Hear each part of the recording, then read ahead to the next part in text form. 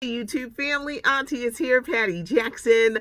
It's not cute, not knowing. I'm your auntie of pop culture with curls, with scoop, with hugs. So, how you guys doing today? I wanted to take some time to answer some questions. I was talking about the Beyonce record yesterday, and some people say you're a part of the Beehive.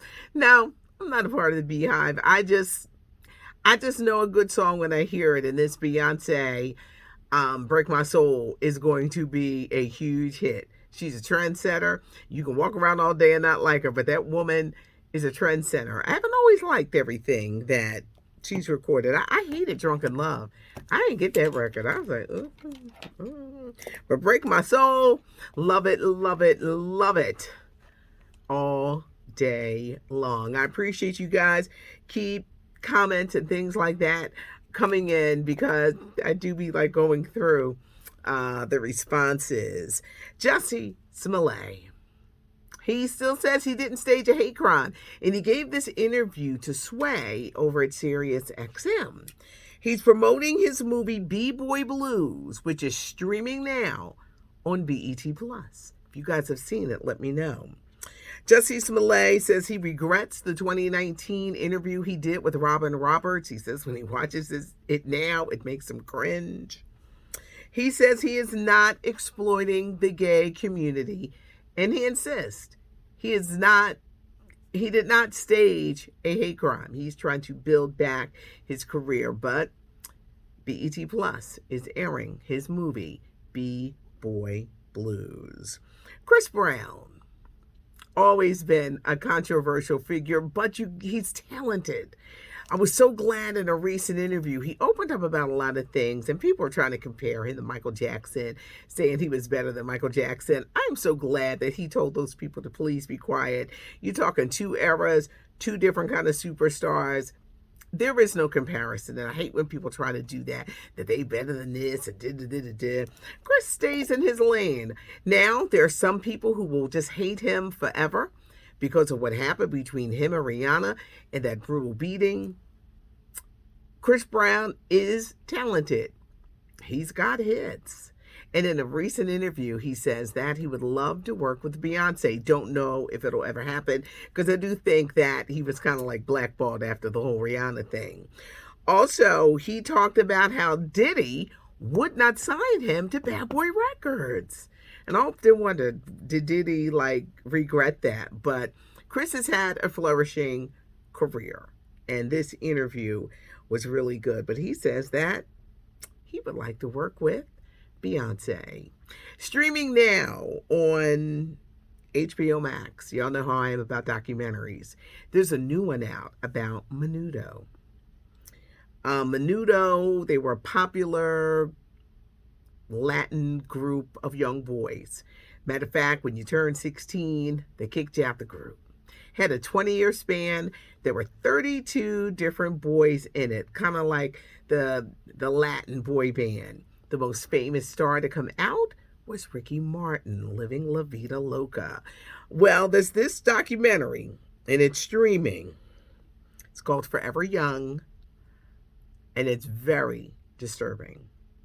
A lot of the boys come forward to talk about, they're men now, bullying, molestation, drug abuse. See, when they would recruit for Menudo, they would go to poor areas, Venezuela, Brazil, Mexico. The parents were poor, so they basically signed away their kids away so they could have money. And some of these boys were really put through the ringer. Now, some of them that had worked with Ricky Martin said that Ricky would bully them, and there was just a lot of pressure with the drugs and just things like that. But it's disturbing if you start watching it, and it's streaming now on HBO Max. Well, tomorrow is Elvis Day, and I found a couple of people. I can't do it this weekend. See, this is why I need to split myself and be two people, because I'm too busy working. But I'm going to try to fit it in as soon as I can. It is over 2 hours long, so it's a little long, but it talks about Elvis, and I think for the first time, they're going to talk about his career. Yes, he did steal from black artists to get their style. their songs, their moves, everything. He was controlled. His manager, Colonel Tom Parker, controlled Elvis. Now, a lot of people say, well, Elvis could have break away. I don't think that Elvis knew how to break away from a Colonel Tom Parker because he let him descend into drugs and madness. Elvis died when he was 42. Elvis's career was very calculated, very staged, and Colonel Tom Parker knew he had something and ripped him off for millions of dollars. When Elvis died in 1977, 42, he was broke. That money from Graceland, that all turned around after he died, and he made more money than he did while he was living.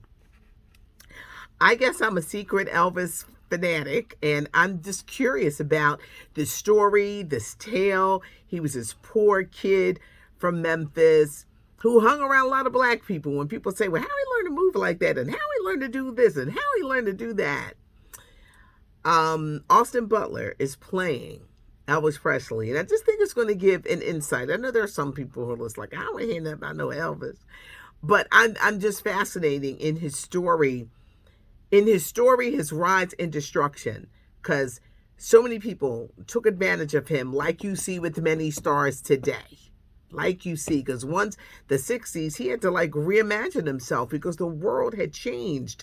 The British invasion with the Rolling Stones and the Beatles, and then you had Motown, then you had the Vietnam War, and there were so many things, and the world had just changed overnight. I look forward to seeing this movie and the story that they will tell about Elvis. I know I'm a little secret Elvis person. Diddy is getting a Lifetime Achievement Award, and hopefully I'll find out very soon who's doing his tribute, because he is the big honoree. Sunday night, it's the BET Awards, and Taraji P. Henson is hosting. Have a great day, everybody. Thanks so much. I know I was just silly beyond belief yesterday, but yesterday was a lot of fun. Have a good one. Leave a comment, subscribe to the channel, and be like, that girl, she be making them faces. She got them curls. She got the scoop. I'm Patty Jackson. I'm your auntie of pop culture. It's not cute not knowing.